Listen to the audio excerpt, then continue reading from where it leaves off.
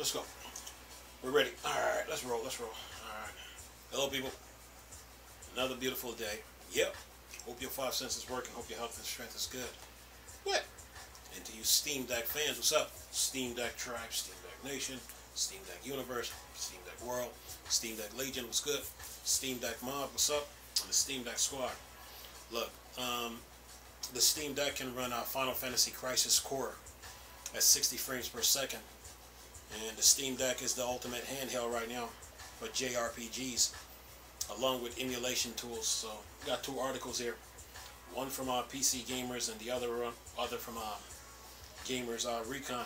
And when it comes to RPGs, man, the Steam Deck rules that market right now. Yep. Jrpgs at that. Listen to this. Found this article here on PC Gamers. It says here the Steam Deck is now the ultimate JRPG handheld. It says between emulation and modding, the Steam Deck is the heir to PlayStation Vita JRPG crown.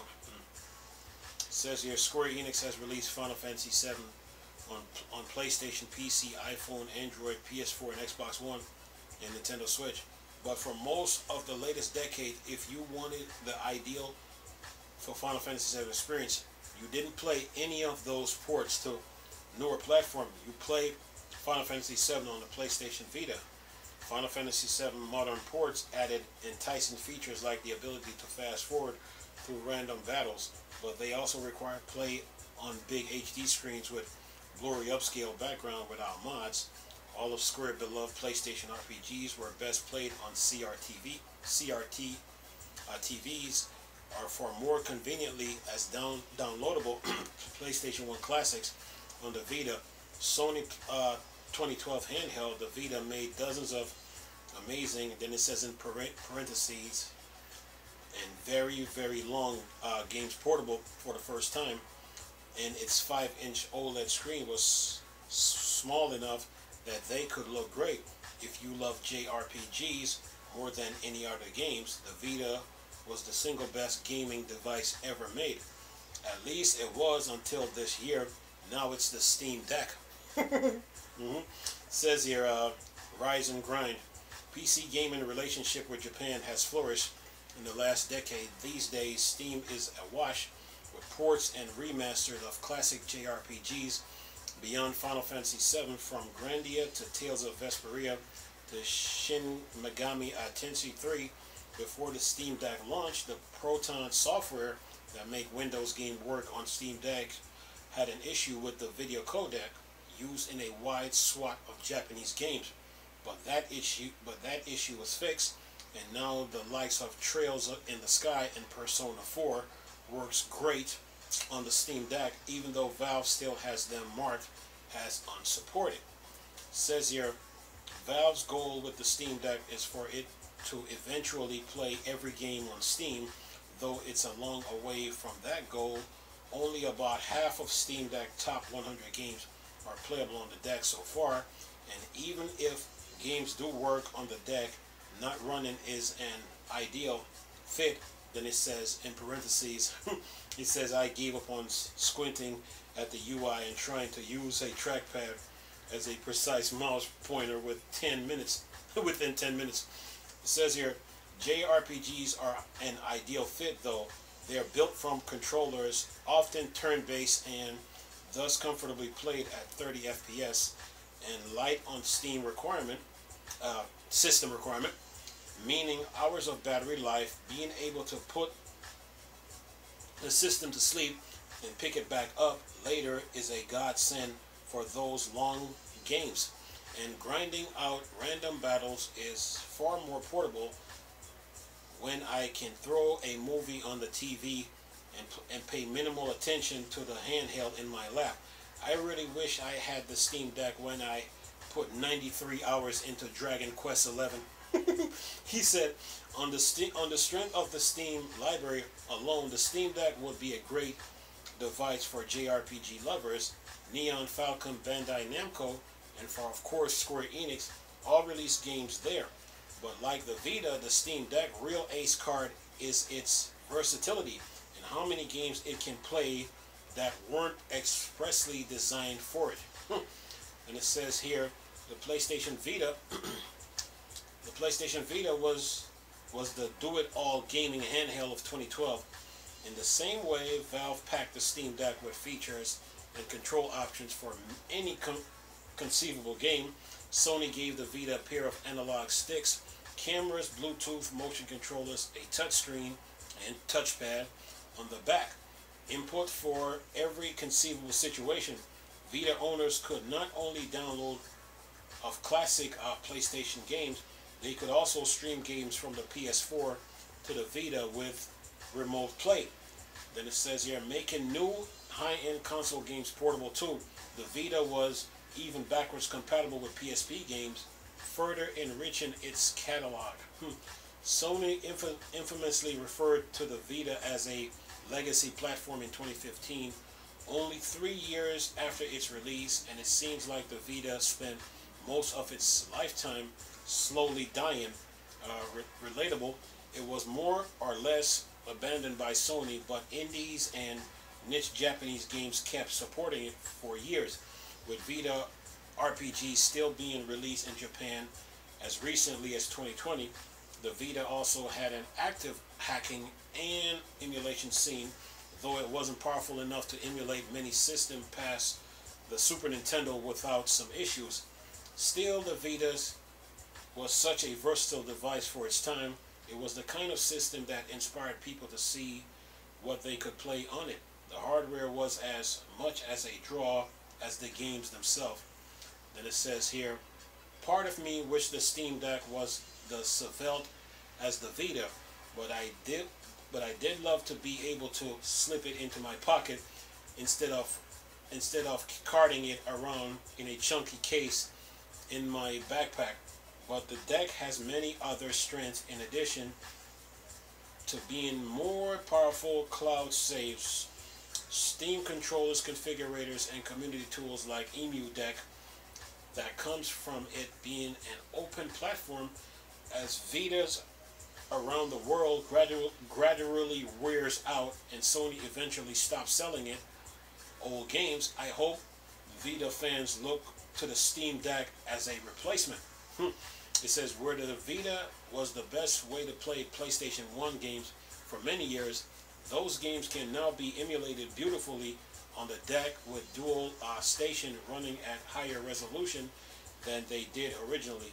It can also handle PS2 games, and emulator hacks open the door, making older games run flawlessly in widescreen and using HD texture replacement mods. Meanwhile, definitive versions of Jrpgs like Final Fantasy VII and Final Fantasy IX are now unquestionably the PC thanks to AI upscale. Mods like Setsushi, Yotoshi, and Maguri. I installed the Maguri mod on the Steam Deck, and Final Fantasy IX looks fantastic. I also load up Final Fantasy VII Pixel Remaster and modded their fonts, something you won't be able to do when they're inevitably released on the Nintendo Switch. Can you imagine being stuck with this? The recent remaster port of Chrono Cross had mixed reviews on Steam thanks to bizarre performance issues and poor upscaling, but modders are already hard at work improving it. Then it says, though RetroArch is even possible to install emulators for Japanese PCs like the NEC PC88 and PC98, opening the door to exploring the origins of Japanese RPGs on the same handheld that houses everything from a new version of Final Fantasy I to its bizarro remake of Stranger of Paradise. Ironically, some of the only JRPGs the Steam Deck can't currently play are the ones released exclusively for the Vita. Vita emulation is still in its infancy, with only about 10% of games playable so far, but at least that gives us something to look forward to. So yeah, the Steam Deck. The Steam Deck is the real deal, man. And you know, with all the emulation tools that they have now, and with Sony bringing their games to Steam, then you have Valve always updating the OS, and then you throw AMD into the mix. The Steam Deck right now is the real deal. So Final Fantasy VII right now, Crisis Core, runs at 60 frames per second on the Steam Deck, and the Steam, Namco, Square, and even Konami that published some game RPGs are starting to bring their games over to Steam now. So the Steam Deck, man, the Steam Deck is the real deal, man. For what it can do, it's doing more. It's actually better than the Switch, man. It's actually better than the Switch. And to me, I mean, with the way Nintendo is with the Switch, and the way they built that thing, and the limitation it has, it cannot compete with the Steam Deck right now. Because this Nintendo went after the modding community, but Valve, Valve is like, okay, you can do what you want with the Steam Deck. We're not worried.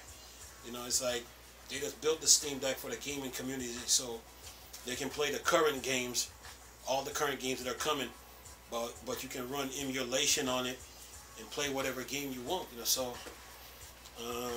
there's new emulation tools that are coming, to the Steam Deck. So the gaming experience is getting better day by day. So yeah. When you can port, PlayStation 1 has a lot of RPGs. The PlayStation 1, man. When you think of all the RPGs the PlayStation 1 has, and then you throw the PlayStation 2 into the mix, then of course there's PlayStation 3. Oh yeah, the Steam Deck is the place to play all those games now. Because the hardware for like the PlayStation 1 and the PlayStation 2 and even the 3, they're getting old. So the best thing to do now is use an emulation tool and port those games to the Steam Deck like on an SD card, and then play them, man. And then the Steam Deck is current now with the latest hardware features and stuff like that. So the gaming experience now, yeah, it's better now. So what Jrpg lovers in Japan got to do now, the Vita is getting old now. So now that Valve has brought the Steam Deck to the Japanese market, and I'm sure, and they get used to it now. Now they have the Steam Deck now to play all those RPGs that they want to play, man. And yeah, it was a good thing that Valve brought the Steam Deck to the Japanese market, and then go on and then open and let the Japanese gamers enjoy the Steam Deck, man. So now they have a PC now, a portable PC now that they can bring with emulation now. They can bring all those RPGs to the Steam Deck and play it. So yeah, the Steam Deck right now, it's the real deal, man. It's the real deal. And Final Fantasy VII, the remake, runs on it. Final Fantasy Crisis Core now that comes out today runs on it. Oh yeah, 60 frames per second. Yeah, Steam Deck, man. There's another article here from GG Recon, but it's letting you know that Final Fantasy VII can run on the Final Fantasy VII Crisis Core can run on the Steam Deck with no problem. So yeah, 60 frames per second. Anyway, I'm gonna leave this video for y'all to enjoy. Nice talking to you people again. Chris, still Star Wars and Star Trek thing. Bored, dark side. Peace.